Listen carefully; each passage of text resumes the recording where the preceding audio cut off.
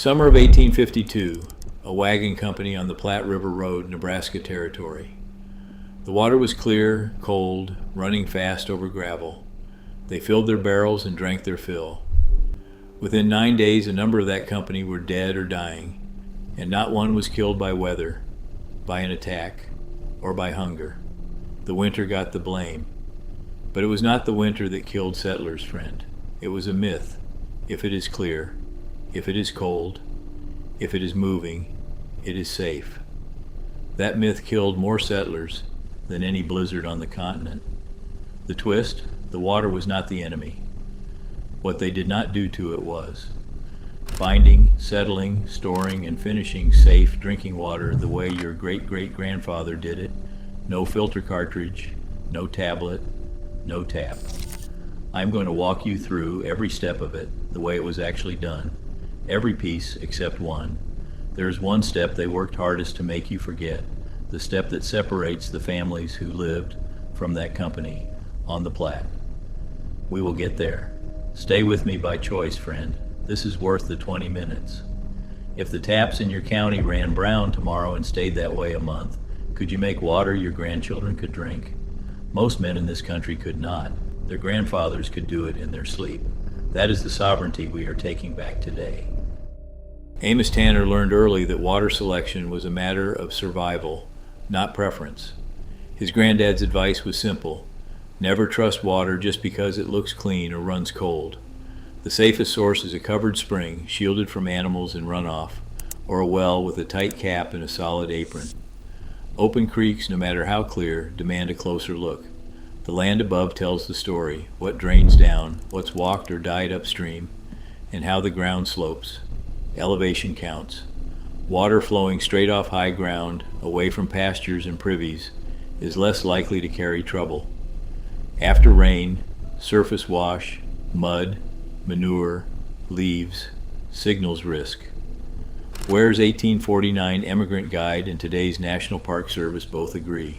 Camp by a spring or a small branch, not the river itself. Cisterns and rain barrels offer another option, but only if the roof is clean, gutters are clear, and the first runoff after a dry spell is discarded. Covered storage keeps out birds and dust, yet what's above still matters. Settlers checked every detail before filling a barrel, knowing that even a well-protected source could inherit mistakes from higher ground. A common mistake is dipping from the clearest, fastest water, believing current means clean. That half-truth cost many on the Platte. Cold and movement help, but they don't guarantee safety. Settling drops grit, filtering removes what you can see, cold slows growth, and moving water dilutes.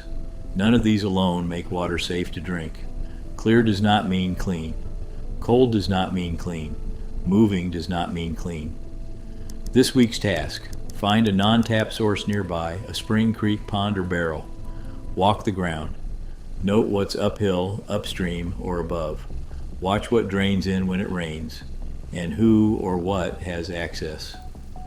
Choose the protected source, not the prettiest water. Trusting the clearest, quickest stream is the common mistake. Even a spring that looks perfect can carry every error made above it. That's where most folks get caught. Friend, I've learned to trust my boots and my eyes before I trust any water, no matter how cold or clear. When you're out there, the first job is to walk upstream, both banks, every little branch and draw, even after a rain. I'll tell you plain. On June 2nd, 1852, one wagon company camped by Elm Creek and 12 folks were down with what the records called dangerous cases. By June 4th, Francis Friel was gone. Maria Friel followed on the 6th, Polly Kastner on the 9th, and Lafayette Friel on the 11th. A baby died on the 17th, but that was outside the worst of it. The old records don't give us a full count, just stories of severe illness and death, and they called it cholera, neighbor. That's what the company doctor wrote, though they didn't have our tests.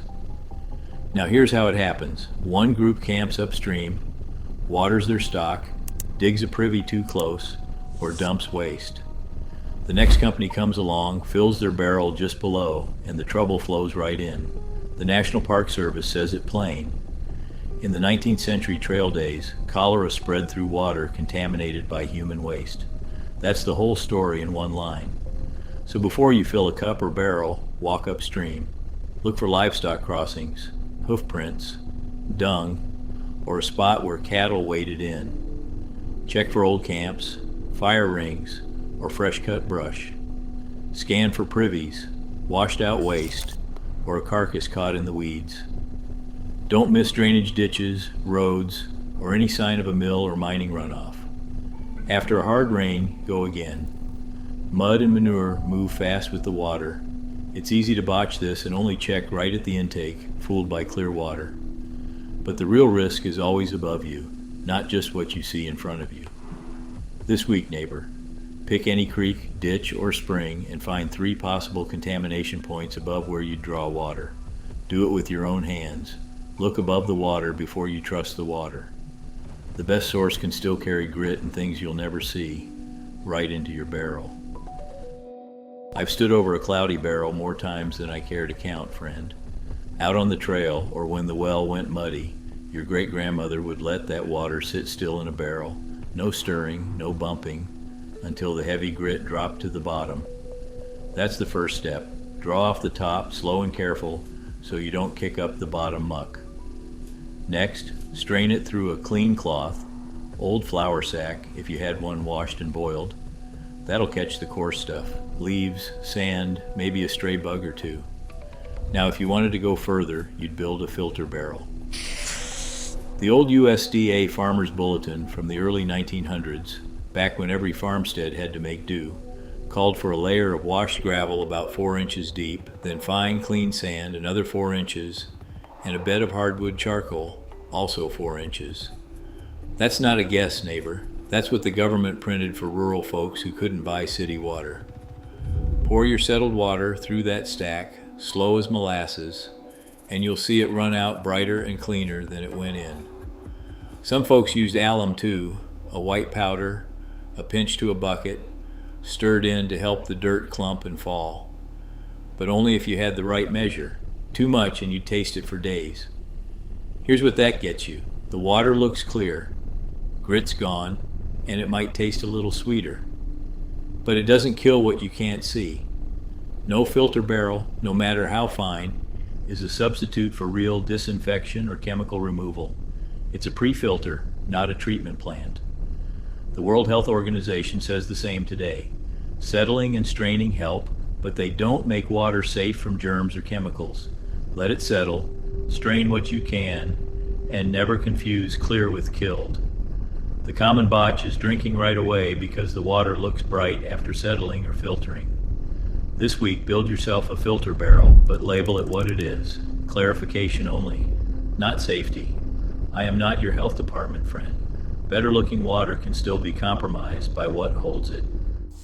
I've carried more water in buckets and barrels than I care to count, friend. Your great-grandmother knew the vessel mattered just as much as the source.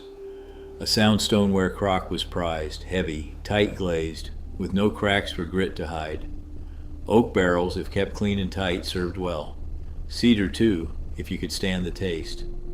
Tin buckets were handy, but only if the lining held up, because once that tin peeled, iron underneath would rust and turn the water sharp. Plain iron always left a tang and sometimes a red scum. Copper or galvanized buckets? That's a chemistry question, neighbor. Not a simple yes or no. Some water pulls metal, some doesn't, and what's safe in one county might not be in the next. What matters most is what's been in that vessel before, how it's cleaned, and whether you keep the lid on tight. The old USDA Farmer's Bulletin, printed back when folks still read bulletins, said to use a clean, covered container. Check for cracks and rust. And never trust a bucket that once held kerosene or paint. Pour the water in. Don't dip a cup or hand.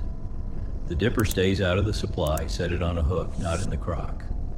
Pour what you need. Cover what you keep. That's how your granddad did it. And the county extension agent would tell you the same today. No vessel disinfects by itself. Clean hands, clean vessel, clean cover. That's the whole trick.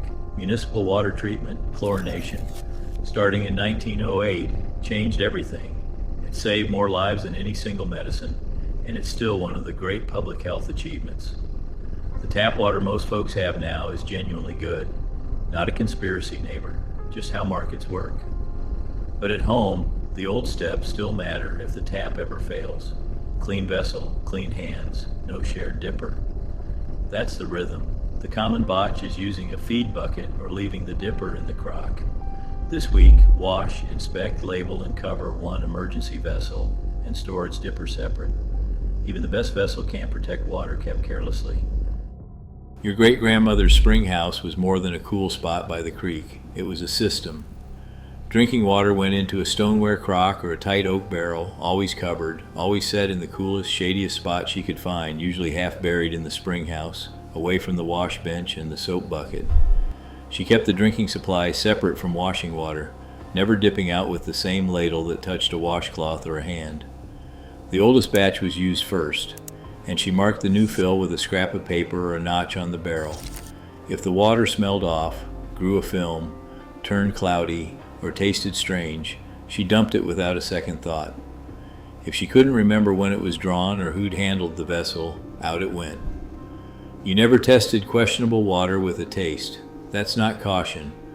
It's common sense. Cold storage buys you time, friend, but it doesn't promise safety.